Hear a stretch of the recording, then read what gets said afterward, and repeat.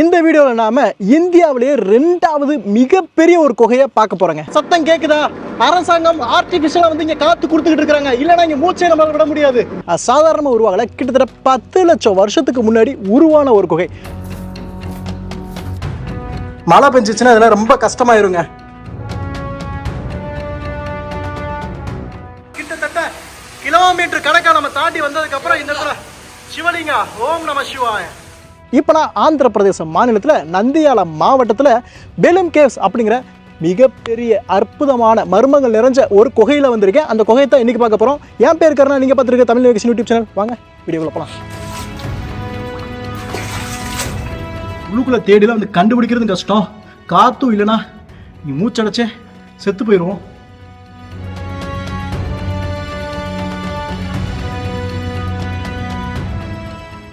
நம்ம பார்க் பண்ணிட்டு உள்ளுக்குள்ளே போய்கிட்டு இருக்கோங்க. இந்த இடத்துல டிக்கெட் எடுத்துகிட்டு தான் வந்து போகணும். இன்றைக்கி என் கூட யார் இருக்கா அப்படின்னா சாகித், வில்லேஜ் விகாரி. ஹாய், எல்லாருக்கும் வணக்கம். வணக்கம். வணக்கம். And Abdul hi. ஹாய், எல்லாரும் எப்படி இருக்கீங்க? யா, ஹவ் ஆர் யூ? பாகுன்னாரா? லைக் இங்கே டிக்கெட் எடுத்துகிட்டு போனோம். ஒரு ஆளுக்கு என்ட்ரன்ஸ் டிக்கெட் 70 ரூபாங்க பெர் ஹெட்டு.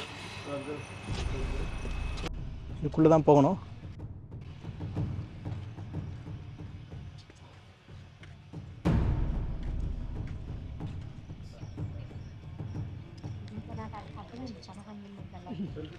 நல்ல ஒரு அற்புதமாக அமைச்சு கொடுத்துருக்குறாங்க அப்படின்னே சொல்லலாம். உள்ளுக்குள்ளே போகிற இடத்த இதுதான் போகிறது. வாங்க, இப்படி தான் உள்ளுக்குள்ளே போகணும்.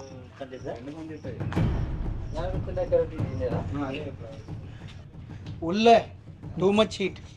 ஓ எஸ் ப்ரோ, பாருங்க உள்ளே போயிட்டு இருக்கோம் பாருங்க.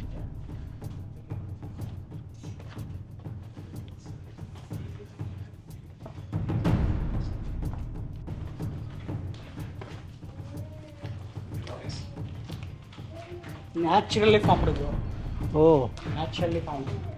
இது பாருங்க எவ்வளவு ஒரு இதாக இருக்குது அப்படின்ட்டு.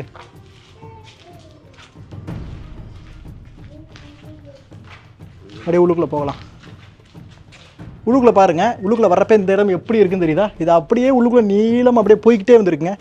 இந்த குகை கிட்டத்தட்ட 1 மில்லியன், அதாவது 10 லட்சம் வருஷத்துக்கு முன்னாடி இயற்கையாக உருவானது அப்படின்னு சொல்கிறாங்க. இந்த குகையை வந்து ஆனால் எப்போ கண்டறிஞ்சிருக்கிறாங்க அப்படின்னா 1884 ராபர்ட் ப்ரூஸ் அப்படிங்கிறவர் தான் இந்த குகையை கண்டறிஞ்சதாக அவர் புத்தகத்தில் எழுதியிருக்கிறதாக முத தெரிய வந்திருக்குங்க. அதுக்கப்புறம் தான் நிறைய மக்களுக்கும் தெரிய வருது. அவர் 1884 கண்டுபிடிச்சிட்டாலும் அடுத்து இந்த இடம் ஆர்கியாலஜிக்கல் சர்வே ஆஃப் இந்தியா அவங்களுக்கு எப்போ வருது அப்படின்னா 1989 தான் ஏஎஸ்ஐ கீழே வருது. அது வரைக்கும் இந்த மக்கள் இதை வந்து எப்படி பயன்படுத்திருக்காங்கன்னா ஒரு குப்பை கொட்டி வைக்கக்கூடிய இடமா தான் வந்து பயன்படுத்தியிருக்காங்க. இது ஒரு அருமை அவங்களுக்கு தெரியலை அப்படின்னே வந்து சொல்லலாம். அதுக்கப்புறம் கிட்டத்தட்ட 2003 வருஷம் அந்த காலகட்டத்தில் இதை வந்து ஆந்திர பிரதேச டூரிசம் வந்து அவங்க எடுத்துக்கிட்டாங்க கையில். அதுக்கப்புறம் இதை ஒரு மிகப்பெரிய ஒரு சுற்றுலாத்தலமாக மாற்றி இன்னைக்கு இந்தியாவில் அஜந்தா எல்லோராக்கு அடுத்து மிகப்பெரிய ஒரு குகைனா இப்போ நம்ம இருக்கக்கூடிய இந்த பெலும் கேவ்ஸ் தான். இது அப்படியே போகுது. வாங்க போகலாம். எப்பா, கிட்டத்தட்ட நம்ம பூமிக்கு அடியில் இருக்கிறோங்க. பூமிக்கு அடியில் ஒரு குகை. நீங்கள் யோசிச்சு பாருங்கள், இன்றைக்கி இந்த லைட்லாம் வைக்கலான்னா இதுக்குள்ளே வர முடியுமான்ட்டு. இப்போ லைட்லாம் வைக்கலான்னா இதுக்குள்ளே வரவே முடியாதுங்க. இவ்வளவு லைட் வச்சே கொஞ்சம் நமக்கு இருட்டாக இருக்கிற மாதிரி தான் இருக்குது. பகல்லையே அப்புறம் இது நல்லா இருட்டாக வந்து மாறிடும். போகிறதுக்கு கூட பாதைகள் அமைச்சு கொடுத்துருக்குறாங்க. ப்ரோ, திஸ் இஸ் லயன் துவாரா. லயன் துவாரா, சிம்ம வாயில் அப்படின்னு வந்து சொல்றாங்க. சிங்கம், லயன் சிங்கம். வாடி தெலுங்கு சிம்மம். சிம்மம், சிங்கம், சிம்ம துவாரம். எஸ், இது சாதாரண குகை கிடையாதுங்க. அப்படியே நீளமா வந்து போய்கிட்டே இருக்கும். வாங்க போகலாம். இந்த இடம் ரொம்ப ரொம்ப வெக்கையா வந்து இருக்குங்க. மேல பாத்தீங்கன்னா ஒரு ஃபேன் மாதிரி வந்து அமைச்சிருக்கிறாங்க. ஏன் அப்படின்னா இங்க காத்து இல்ல. இவங்க வந்து வெளியே இப்ப அரசாங்கம் ஆர்டிபிஷியலா நமக்கு காத்து கொடுத்துக்கிட்டு இருக்காங்க. இல்லைன்னா மூச்சு விட ரொம்ப கஷ்டமா இருக்கும்.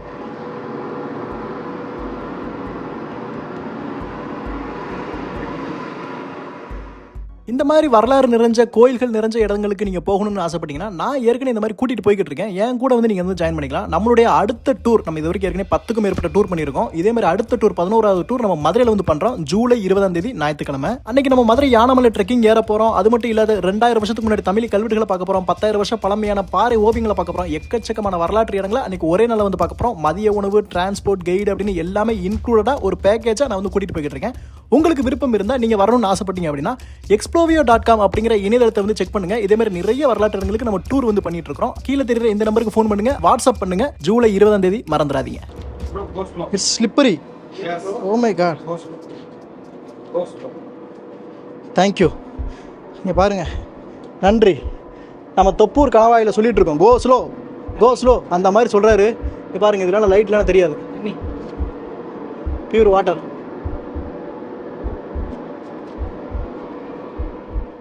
தண்ணி சொட்டிக்கிட்டு இருக்குங்க, சொட்டிக்கிட்டு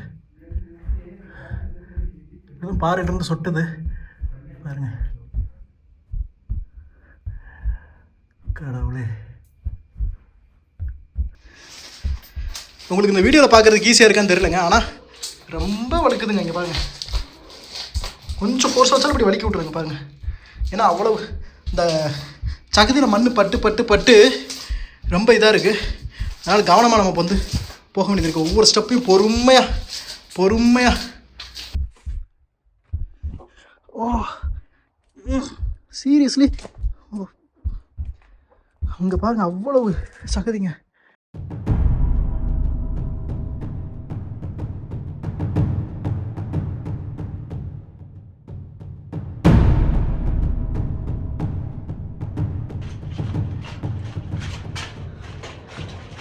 மழை பெஞ்சிச்சுன்னா இதெல்லாம் ரொம்ப கஷ்டமாயிருங்க.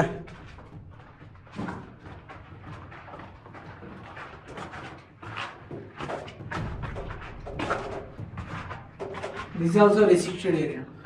This side also? Yes, bro. Restricted. Okay. Very long cave, bro. Bro, I think we walked more than kilometer, bro. Yeah. Yes, bro. அதாவது நாங்கள் கிலோமீட்டருக்கு கணக்காக கடந்து போய்கிட்டு இருக்கோம் நான் சொல்கிறேங்க. ரொம்ப தூரமாக போய்கிட்டு இருக்கோம்.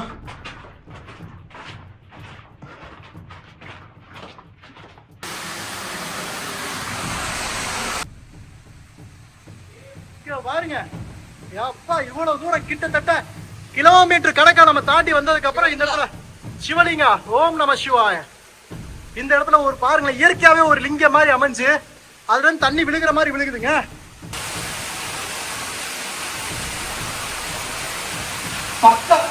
சுத்தமா இருக்கு.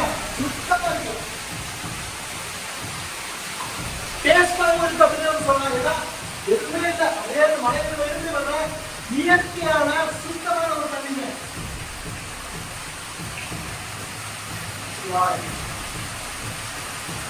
இதை வந்து பார்க்கறதுக்கும் குடிக்கிறதுக்கும் ரொம்பவே கொடுத்து வச்சிருக்கணுங்க.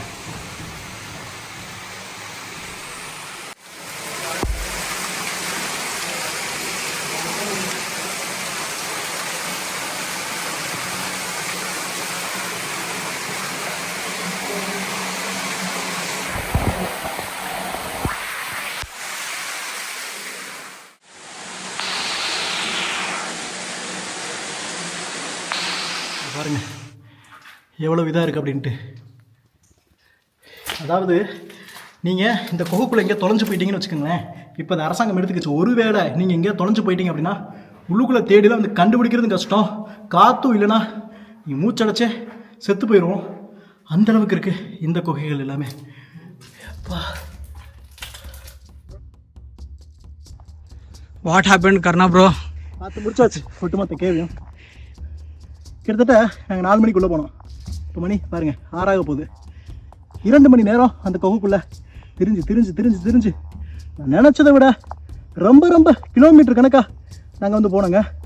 ஒரு அற்புதமான நீளமான பெரிய குகை, இந்தியாவிலேயே இந்த பெலூம் கேவ்ஸ். நீங்கள் முடிஞ்சால் கண்டிப்பாக இங்கே வந்து இந்த அற்புதத்தை பாருங்கள்.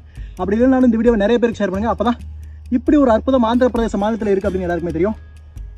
இந்த ஆந்திர பயணம் என்னைய வித்தியாசமான இயற்கை சூழ்ந்த மர்மங்களான பல இடத்துக்கு கூட்டிகிட்டு போயிட்டே இருக்குது. இணைஞ்சாருங்க. அடுத்த ஆந்திர வீடியோவில் உங்களை சந்திக்கிறேன். இன்றைக்கி ஏன் கூட வந்த எல்லாருக்குமே நன்றி. அவங்களோட சேனல் நான் டிஸ்கிரிப்ஷன் கொடுக்குறேன், மறந்துடாம அவங்க சேனலையும் போய் பாருங்க. அடுத்த வீடியோ உங்களை சந்திக்கிறேன். நன்றி, வணக்கம்.